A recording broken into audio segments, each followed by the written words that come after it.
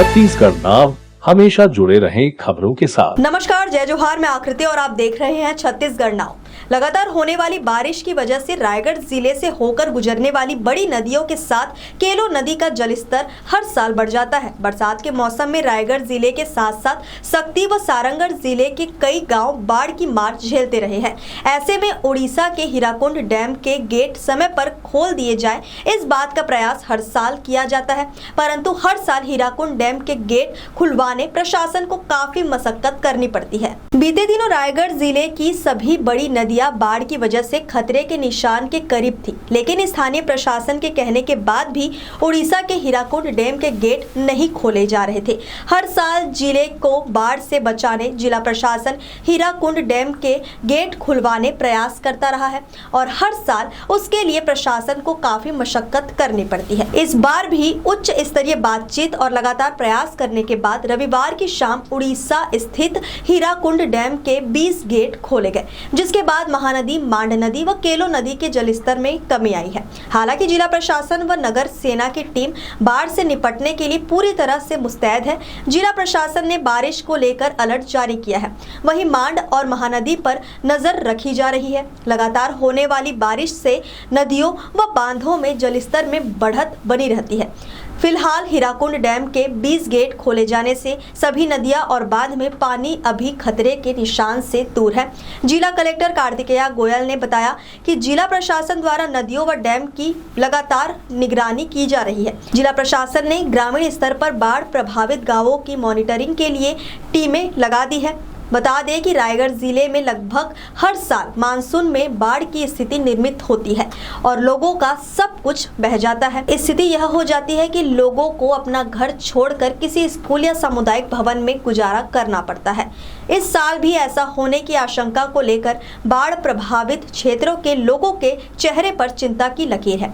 जिला कलेक्टर ने नदी किनारे बसने वाले ग्रामीणों से सहयोग की अपील की है।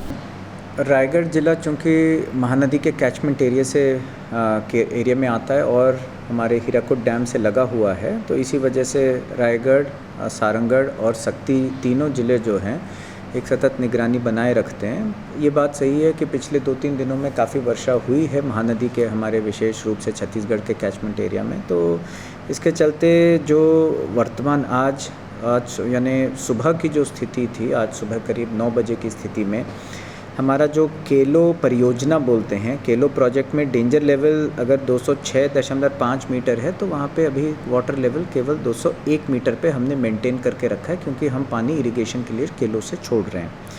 मांड जो परियोजना प्रोजेक्ट है उसमें 227.5 मीटर्स का डेंजर लेवल मार्क है, तो वहाँ पे करीब 226 मीटर आज सुबह की स्थिति 226 मीटर हमने मेंटेन करके रखा है।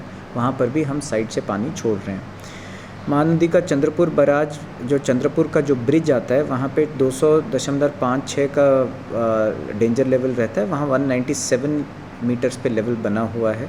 महानदी कलमा बराज में भी इसी प्रकार 198 मीटर के विरुद्ध 196 मीटर मेंटेन है।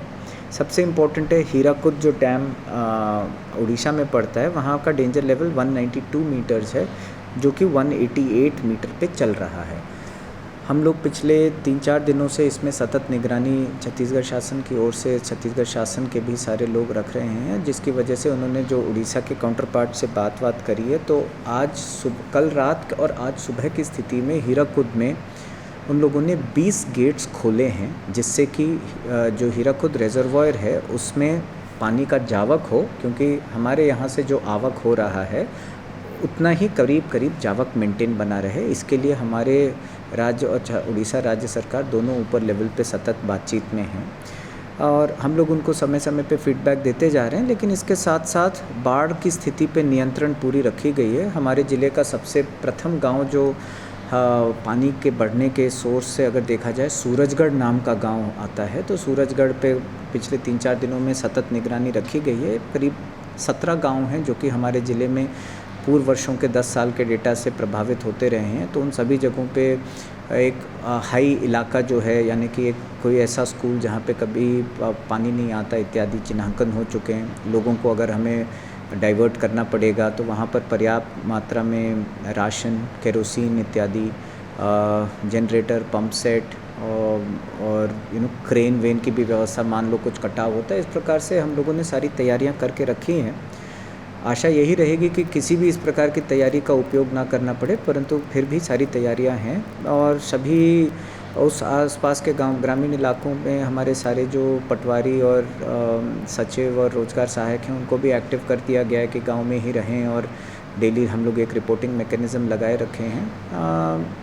आशा करता हूं कि जो हीराकुद के जो गेट्स खोले गए हैं उससे संभवतः हम लोग 20 गेट्स जो खुले हैं आज की स्थिति में, उससे हम लोग उससे बाढ़ जैसी स्थिति निर्मित ना हो, परंतु यदि होती भी है तो भी हम, क्योंकि बारिश आगामी 3-4 दिनों में कितनी आएगी और किस गति से आएगी इस पे कोई अनुमान नहीं कर सकते हम लोग, तो उसके हिसाब से भी हमारी पूरी तैयारियां बनी हुई हैं। सभी से मेरा अनुरोध है कि कृपया करके अगर प्रशासन से कुछ भी आपको अलर्ट्स इत्यादि आते हैं या कोई मुनादी गांव में होती है तो प्लीज़ उसका पालन अवश्य करें, हमारा सहयोग करें ताकि हम सब लोग किसी इस प्रकार की प्राकृतिक आपदा से निपट सकें।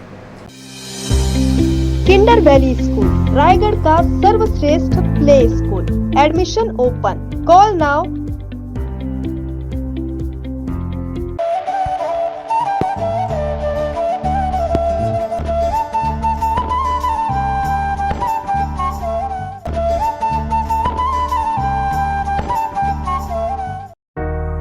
Cell sale sale, lucky plastic दुकान। हर जरूरी सामान बहुत ही सस्ते दाम में उपलब्ध। लक्की प्लास्टिक, श्याम मंदिर के सामने, संजय कॉम्प्लेक्स में।